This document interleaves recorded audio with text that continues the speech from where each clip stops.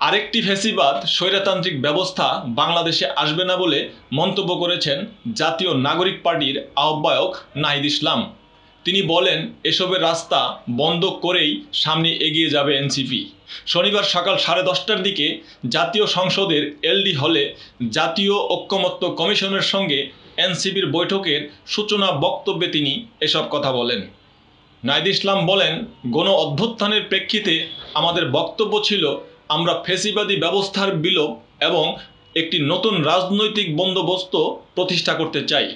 অর্থাৎ জুলাই গণ অভ্যুত্থান কেবল ব্যক্তির পরিবর্তন নয়, একটি দলকে ক্ষমতা থেকে সরিয়ে আরেকটি দলকে বসানোর পরিকল্পনা ছিল না, বরং কিভাবে রাষ্ট্রের গুণগত পরিবর্তন করে রাষ্ট্র কাঠামোর মৌলিক এবং গুণগত সংস্কারের মাধ্যমে জনগণের অধিকার রক্ষা করবে এমন একটি গণতান্ত্রিক রাষ্ট্র প্রতিষ্ঠার আকাঙ্ক্ষা ছিল।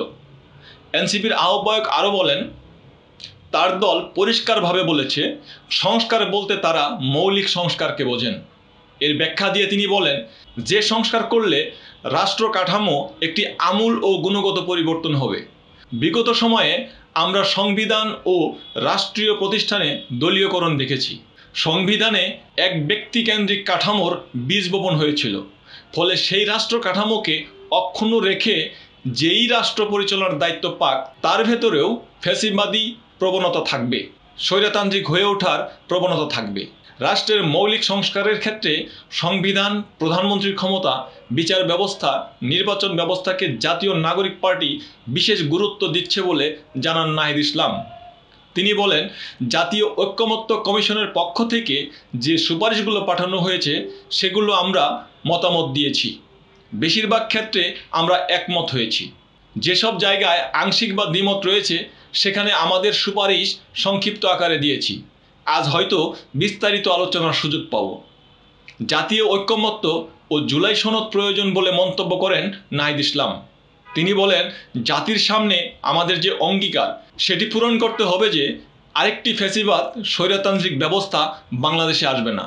তার সব রাস্তা বন্ধ করেই সামনে এগোবো। একটি গণতান্ত্রিক রাষ্ট্র কাঠামোর জন্য যার যার জায়গা থেকে কাজ করব। দলের সাধারণ সভায় নানা প্রশ্নের মুখে পড়েছেন জাতীয় নাগরিক পার্টির অনেক নেতা। সবাই নবগঠিত দলটির কয়েকজন নেতার বিরুদ্ধে বিতর্কিত কাজে জড়ানো, অজানা উৎস থেকে আর্থিক সহায়তা নেওয়া, দলের চেয়ে ব্যক্তির ভাবমূর্তিকে বড় করে তুলে ধরার অভিযোগ ওঠে।